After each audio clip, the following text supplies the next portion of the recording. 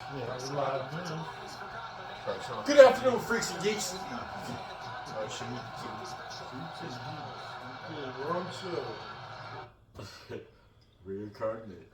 Yeah, you can mute that, but we can watch this. But what's going on in the world today, gentlemen? I don't know, man. First of all, you gotta introduce yourselves. Secondly, you got to sit up because that, I gotta slide to that the posture camera. is not going to It, work. it fits my personality. No, but it doesn't fit our program. So sit your ass up and try not to show the world your balls and shit. Very good. You good? You see me? Oh, we start with me? Okay. We always start with you. Good. All right. Don't worry, this doesn't have to be perfect. We're still working out kinks. No, it has to be perfect. This video ain't going nowhere with that t-shirt you got on. So. Oh, it's a regular white t-shirt.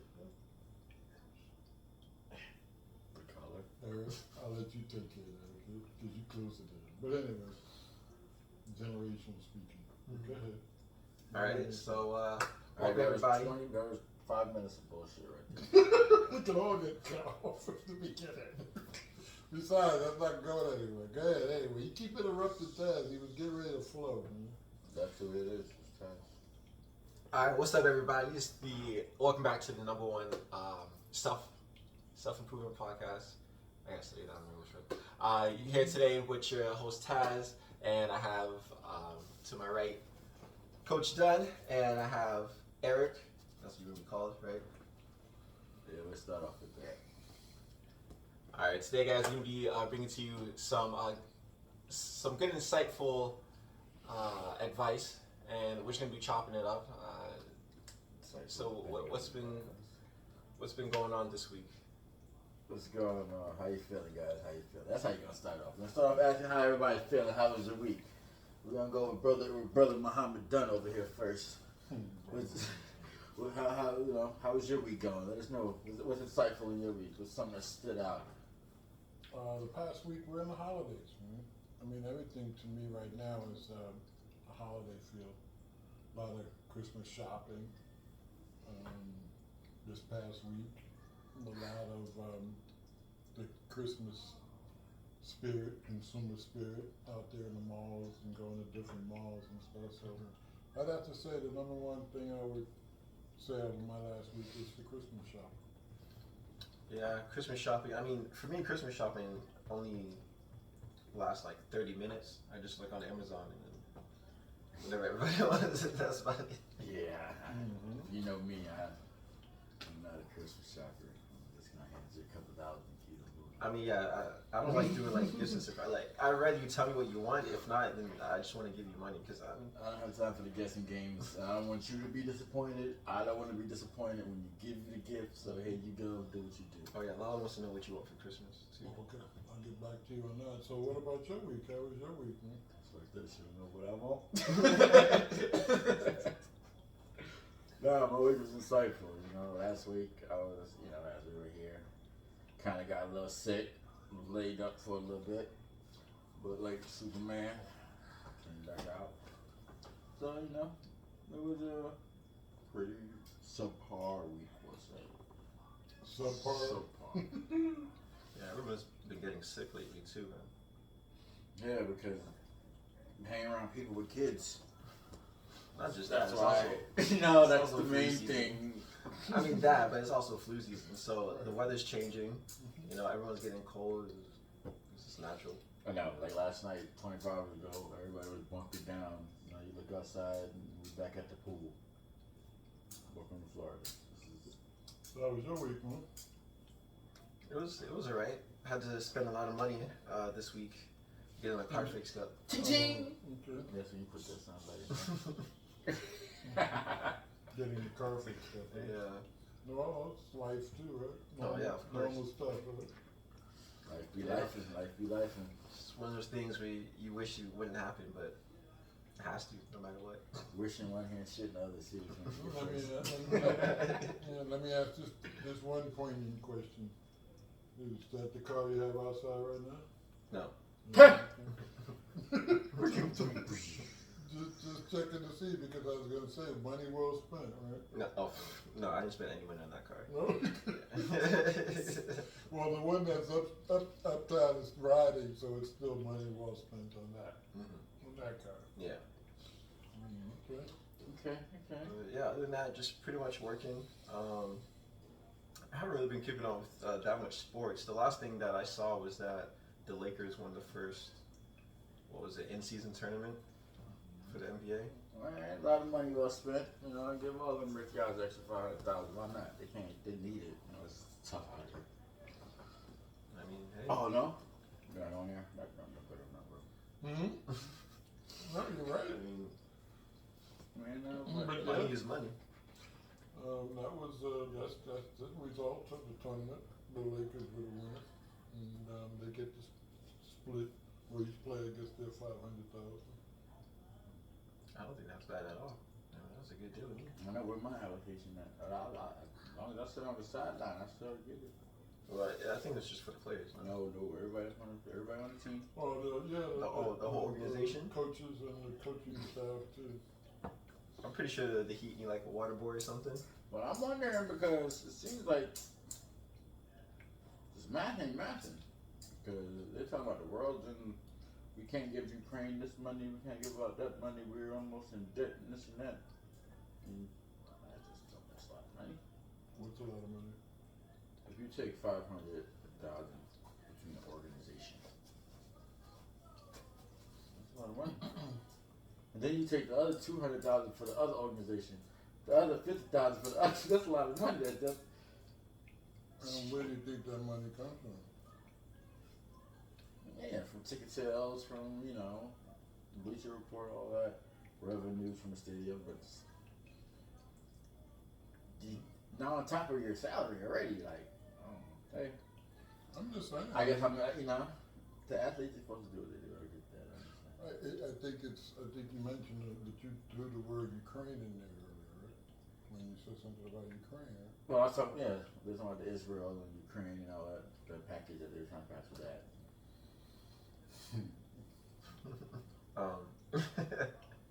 I don't really know much about Ukraine and Israel's going on. I mean, I heard Ukraine's losing though. That's the big thing I saw. But look, don't get me twisted now. I'm like, But, where's all the to money be coming that honest, we've been giving them to? I would say, But to be that's- honest, I would care more about them leaving the money here in America than sending it out. Absolutely. But again, remember we were talking earlier before, Erik and I were talking before you got here about having opinions with no experience. And that nowadays there are a lot of opinion-based shows, podcasts, where people have a lot of opinions and share their opinions about things. But I was sharing with them, I said, but there's a difference between having an opinion about something that you have experience with and having an opinion about something you don't. And you just mentioned just now, you said, I don't know. I don't know. Right. Yeah, that's how I said that So off. why the fuck did you express an opinion? I just said And I he does that shit too, because he don't know a goddamn thing about what he's talking about either.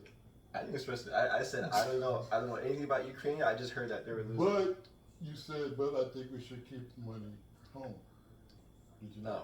Oh yeah. I'm not trying to pinpoint. I'm not trying to pinpoint anything. I'm No, trying yeah. to make a point with both of you because Erik said the Ukraine, and you connected Ukraine and the NBA in-season tournament. Like the two have any connection? There's none. So you want to take the money instead of giving the players in the in-season tournament, instead of giving the players $500,000 each, let's add up all that money and send it to Ukraine? No, I'm saying we don't have money here. They're talking about the government's gonna go. We're losing $1. We're going through because I watched the news. I'm pretty sure that's what I heard. Maybe I'm wrong. But I mean, the news tends to exaggerate. You do know that. I mean, America has no money. oh, we got. Okay, I'm just go ahead. Go ahead. Well, go ahead. The news tends to exaggerate. Go ahead. Well, yeah, but basically that's what I was doing along those lines. Yeah, that's what I'm saying. I mean, and guys, I mean, again, I'm not trying to, what's the word, put you out, blow you out, or anything like that. But again, if we're gonna record a podcast, again, there are things that I know that you might not have a lot of experience on. And again, I'm just going to share my knowledge and experience with you. I mean, the money that's supposed to go to Ukraine is supposed to come from the United States government. The United States government is not paying the NBA players for the in-season tournament. They have nothing to do with that. Nothing. Nothing. I mean, is that hard to understand? No, like that. I But mean, the I NBA players' money has nothing to do with Ukraine. The money that's paying the NBA players does not come from the U.S. Congress, which is where the money that's supposed to What go to I'm Ukraine saying is, goes. we got people in this damn country that's struggling, but we just gonna throw around 500 like.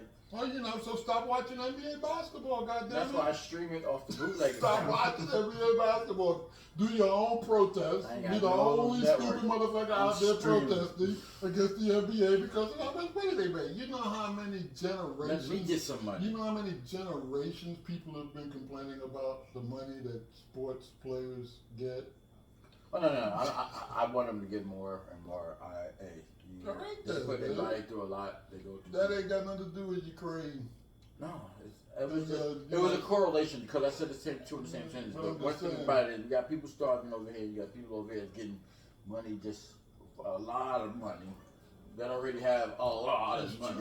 true. To add on top Right. of a lot more money. Right? You're right. I mean, But then you got again, teachers out here that's teaching these kids and stuff like that. That's barely got a pot to piss in or a window thrown out of. I mean, that's our world today now. It's Again, maybe it's up to something. grown people to care enough to do something about that, right? Because I mean, we got a whole social media out there that's all about glorifying having a lot. That's all you see on social media. You don't see anybody glorifying they don't have nothing. Yeah. I'm just saying. But again, our But then, podcast. okay, like again, let's talk about something more relevant. Mhm. How you feel about your young brother given opportunities to strive, given second chances, throwing the shit, just fumbling the bag?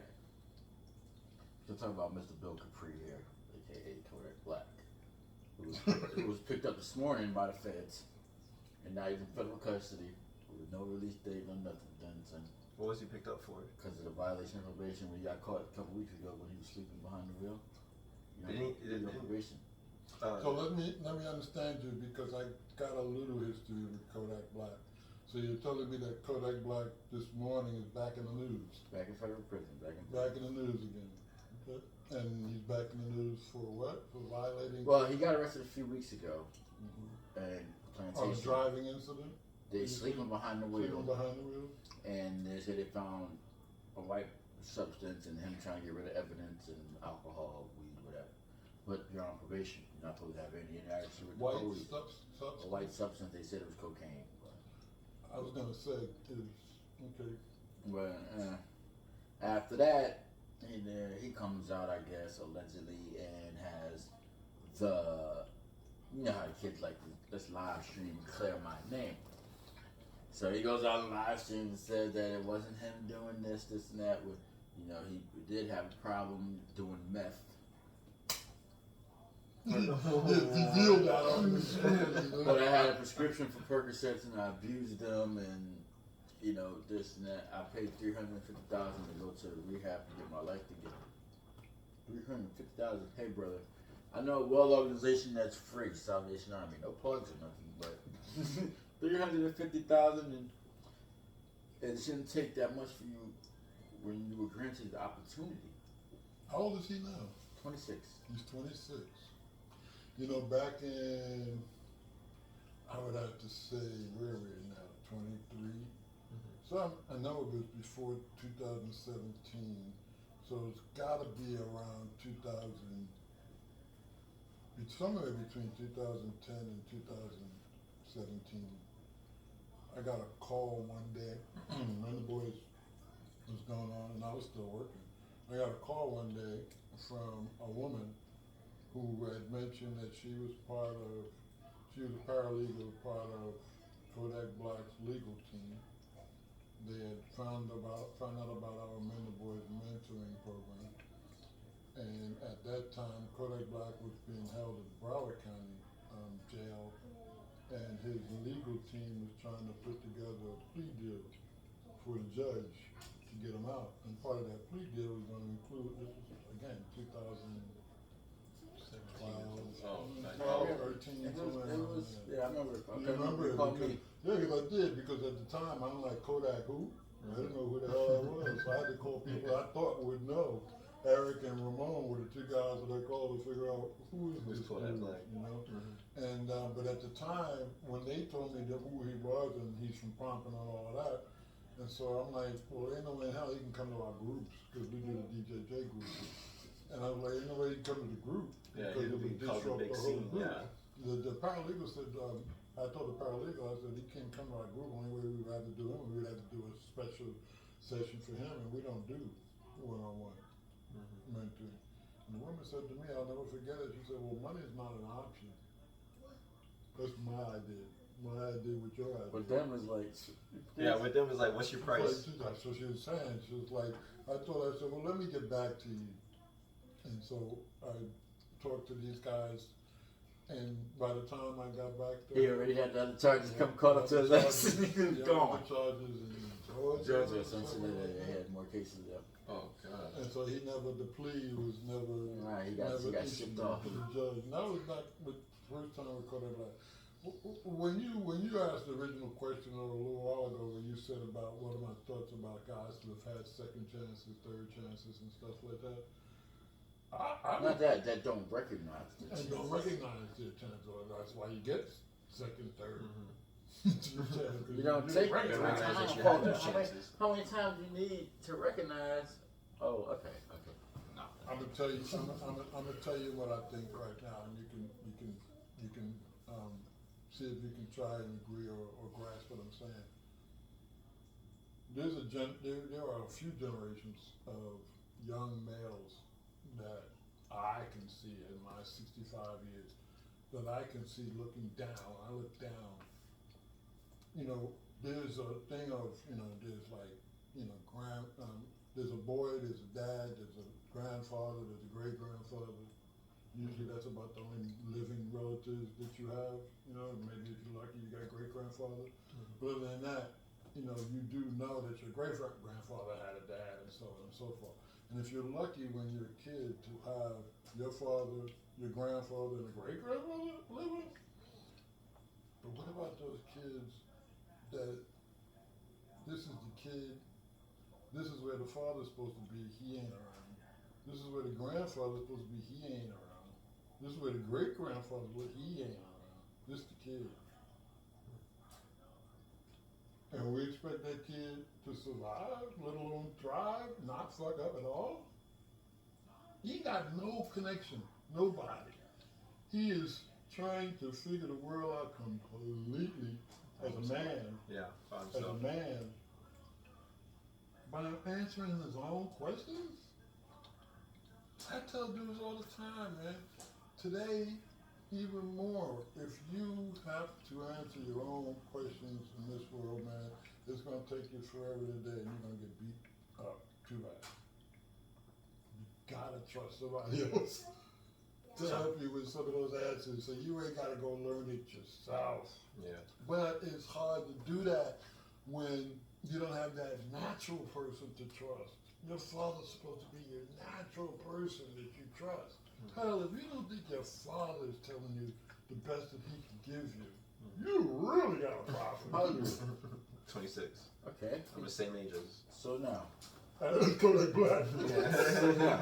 A lost and wandering soul out there. How have you made it through this 26 years without the police, without any legal trouble? None of that. I was worried about getting in trouble. I didn't want to get in trouble, so I just do what I think I could to not be in trouble. But do you think that it was your upbringing, because it was probably different from him? I mean, yeah, of course. Of course, the family, I mean, the family, they instill into you what's important, what's not, what kind of values to have. He's from Pompano with a single mother. Mm-hmm. Just like your brother and sister was from Pompano with a single mother. They kind of like. I mean, I don't know how long Not they all had their single dad. mothers, not all single mothers are equal. Just to say that you're. I'm just saying, no, like, you got the same playing All field. single mothers are equal. You got the same playing field. Like, What you gonna do? I guess you know. It's not the same playing field. No, you're not. Your playing field is established inside the home. Oh yeah, I get that. So to say that you have a single mom, you got a single mom, and both grew up in Pompano, Nah, cause the it's mom not the same. Because the house you create inside Is the what really environment Yeah. is where your strength comes from, not the outside. So the fact that you could have two people in the same neighborhood, one grew up in this house, one grew up in that house, and you can have juvenile delinquents in that house, and you could have college scholarship kids in this house. You fucked up again. I mean, yeah, that's true. It depends on the values that's instilled. That's instilled inside the house. And you know, values are a funny thing. Values, like Ted said a while ago, I have the same answer because I grew up in a neighborhood too where my mother raised 5 of us and none of us had a juvenile record. None of us went to jail. And the same question, if anybody would ask me the same question, I would answer the same way as Ted. I was scared as hell. Yeah, I don't like There's that. no way in hell I'm going to jail. I'm not going to holding jail. I'm not going to the cop car. I'm not. Yeah. I was afraid of it. Mm-hmm. I was like, no, that's not good. Yeah. And I knew where to stop, to draw a line and stop, because I knew that if I crossed, there's a chance I'm putting myself in that situation. I could just not see myself in a holding cell. Now, one time I ended up there for a traffic violation. One time, got picked up, I got stopped, and my license was suspended. And So they they held took you me in the because cell? my license pulled same day. I got out later on that day. But I was the closest that I've ever been to Yeah. that. I still would have freaked out. I probably would have been crying, "Mommy!" No, you wouldn't. No, you wouldn't be. You would immediately recognize the circumstances, and you'll be scared again and too scared to cry. Am I wrong or right? You crying in there? The first time I went to jail, I cried. Yes, the first time I cried. Okay. After that, you know what's gonna happen. So Yeah, it's like, You man, let me get my sandwich so we get the hell out with But this. you saying your adrenaline was just running, so you couldn't really react. You're just thinking, how could I get out of here? When I did the traffic thing, I knew it wasn't going to be a big deal. Okay. Because I knew it was just a suspended license. Okay. So you knew you weren't really going to be staying in there. Mine Okay. wasn't a big deal. All right, that's I knew different. I wasn't going to be staying there, but it gave me a taste. They didn't really even need to bring me down there. They could have gave me a court date and then just had me show up and show my license at the court date. So, but I thought it was one of those moments for me that I felt I look back on that. I think Actually, God puts you in certain positions. the to first learn time I went to from jail, experience. Yeah. So you could see it firsthand. Yeah, that feeling of sitting in the back of the car, that was like, oh shit. Oh man. I don't even know what that's. try this window. Imagine you have the opportunity. The cop tells your parent, hey, you can take him in or you can take him home. And your parents say, no, just take him. And you're sitting in the back seat like, what did my brother say? Nah. And you see him get in the car and take him and you still sitting there like this? Oh shit, this is serious. What'd you do? Did I do that? What'd you do, I Erik? pat myself on the back. I was saying, what'd you do, Erik? I pat myself on First the time I went back. to jail when I stole the car. Well, yeah. Go to jail. He was 14. So they held him. So they took him to Juvenile. juvenile. Okay, that was the first. They took him to the juvenile assessment center and kept him overnight. And shit. I was mad as a motherfucker. Wait, what happened though? They. I'll let them tell you the story. What, I had me and a couple of my friends stole the car. I stole Stole my car. They didn't steal the You car. were sleeping. I went to sleep, left my keys out, not knowing that dumbass at 14 Yeah, freshman in high school. was going to decide to take my car for a joyride. High school, I think I was in middle school. Yeah, I think But he was even him still- knows that. I think he was still in middle school. Okay. But yeah, it was me, my friend, and we had 2 girls with us, I think. Oh yeah, that's always a And factor. We've been pulled over. Yeah, ain't supposed to be driving. And that's the thing, they got pulled over, and that's when the cop, I'm sleeping. I was so mad at myself. But I'm sleeping because I went to bed. He was in the house. I went to bed. I'm not thinking that he was going to be a problem or he was going to do something. It was the first time he'd ever done it. Ever since then, I had to sleep with my keys. And it wasn't last. And so those days, during those days, it was one of those kind of moments where, the cop car, I'm like, yeah, take him. I'll come get him in the morning. Why am I gonna take him now? I'm gonna go to sleep. Then I know where he's at. At least I know that you're safe. I know where he's at. I will go home and get me some sleep. I'll be there at lunchtime tomorrow. Things you gotta do as a dad sometimes. Yeah. I can't imagine getting a call like that. Yeah, tell me about it. But he's worried about him. But he's worried about himself. But can you imagine getting a call like that? Oh, God. Oh, she did what? Hold on, let's take my car out. All right, let me look outside. And you get woke up out of a sleep, man. Yeah. How am I gonna come get him if you got my car? That's another thing too. Like, wait, so what am I supposed to do? I think Terrence helped me. Yeah, I went and got Terrence. My neighbor had to wake him up in the middle of the night. Oh, man. I got everybody up in the middle of the night. Those are just a few things that Erik done. A few back then. Every must have been fun. Oh, it's No, great. that wasn't fun. Ricky, he used to catch me all the time trying to get his keys because I would crawl into the room on G.I. Joe status because he was sleeping under his pillow. That's how crazy a kid was. I would take my hand from under the pillow and put it back. That's crazy. Yeah. And then after going through all of that times with Erik, and he at 18, I met your mother. Yeah. Oh yeah. You know how long I'm gonna say that. But when I met your mother, she shared with me about having 3 kids and a 3-year-old. I'm assuming that was me. Yeah. No, your little brother. And after going through what I just finished doing with this one, Erik came to live with me when he was what, 8? He came to live with me permanently at 8. We're at 18 by now. Just went through 10 years. 10 years. And then the 3-year-old Drake. I got him at 8. He wasn't cute that much longer after that. Went to 10 years of madness at 18, and now he's thinking he's grown, gonna do what he wants, coming in and out on his own, and I'm like, go the hell on, dude. And then your mother says, you got a 3-year-old. I said, oh, hell no. I wouldn't blame you. You're a nice lady. I wouldn't blame you. You understand, man. I said, you're a fantastic woman. I'm feeling you and everything. I'm just getting out of this madness. A 3-year-old. Just turned 18. And then when I go to the church and meet you, and then and your sister and brother, and you got your leg wrapped around your arms wrapped around your mother's leg, and I'm just looking like, oh, cute kid, but man, all I see is another teenager. At some point, another teenager's gonna come up, and I'm gonna have to deal with it. Yeah. And sure enough, Taz came up.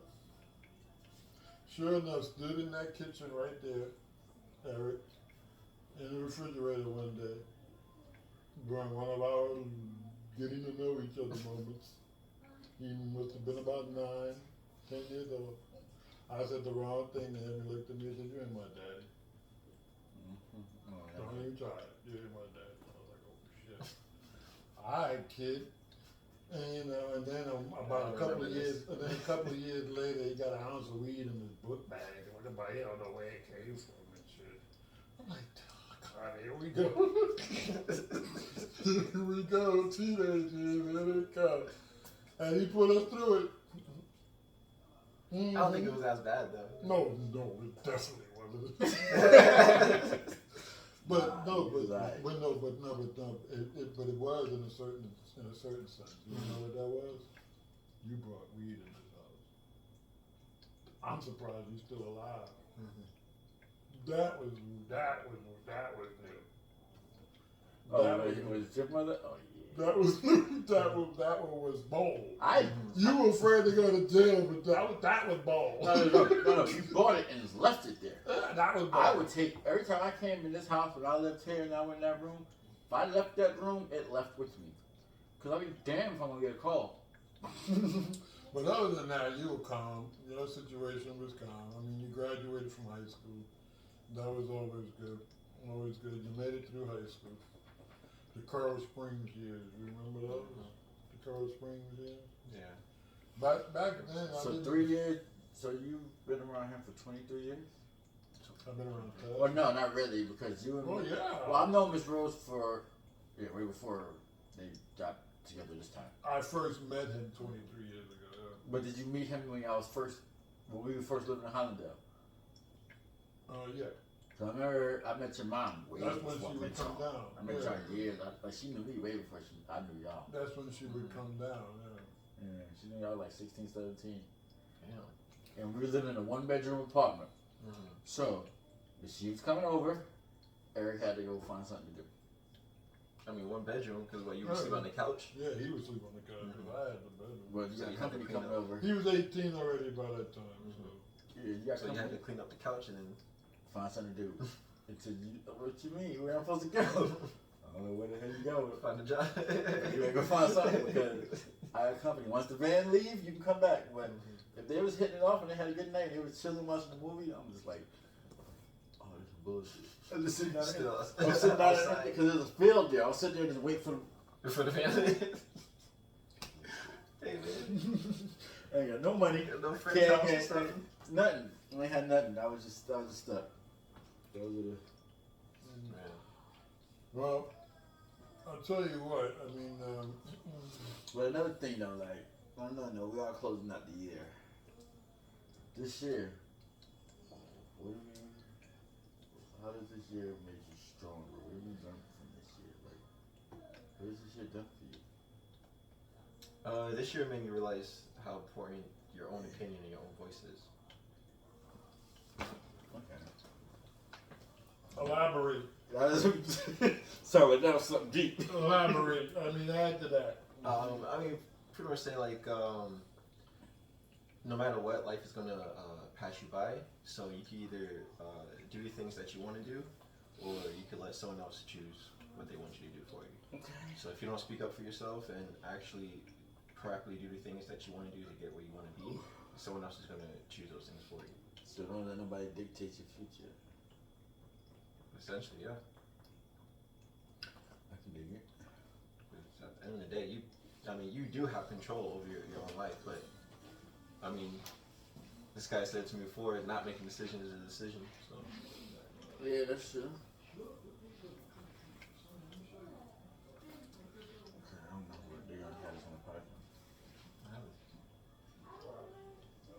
I think we're probably gonna have to run out to figure it out Well, if we don't get the equipment. Because I should do something next year. huh? I should do something next year. Supposed to start January. I gotta pull up my laptop. What? You wrote it down? What'd you write down? I can't tell you. What does it start with? It starts with A B? A bookshelf? B. No, A ball? no. A brush? Come on, guys. You're including Lisa in the podcast now? Oh, you just walked out. We thought. Oh, come on, man. They don't just walk off. Oh, please, man. We can sustain that. I mean, I thought y'all were having a conversation. So what did you learn this year? What was your results for the year, Mr. Erik, since you brought it up? Don't be afraid to walk away from shit that is uncomfortable. Don't be afraid to walk away from stuff that's uncomfortable.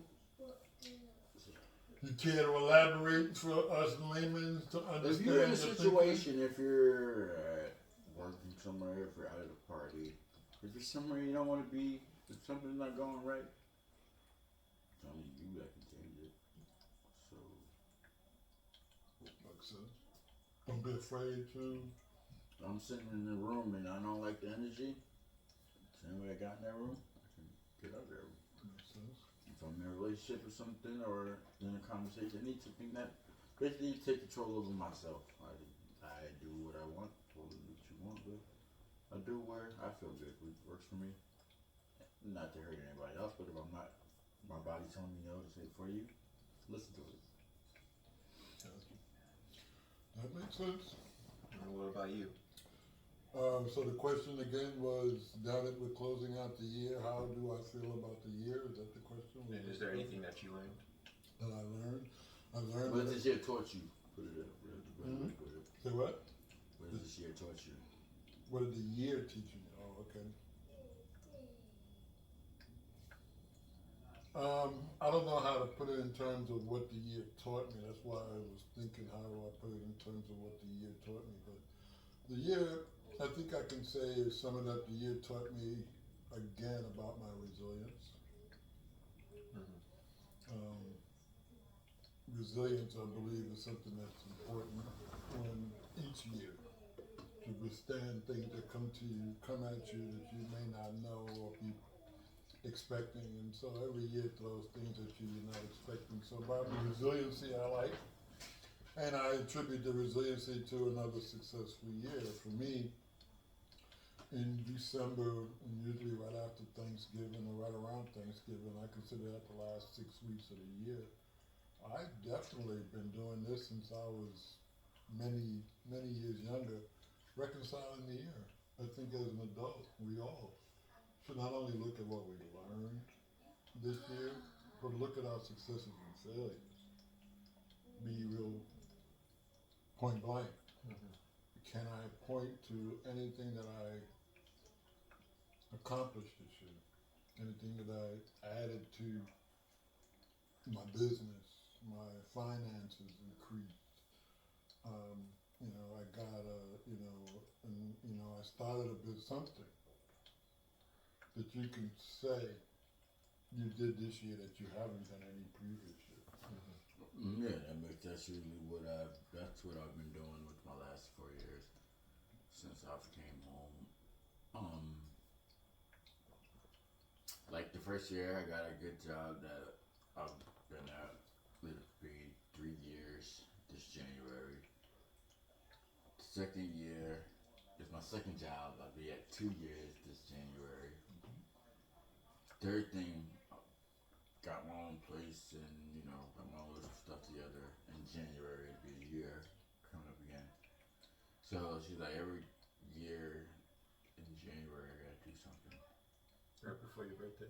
Alright, that month I gotta do something. But those things that you just named reflected the confidence that we see in the Erik now.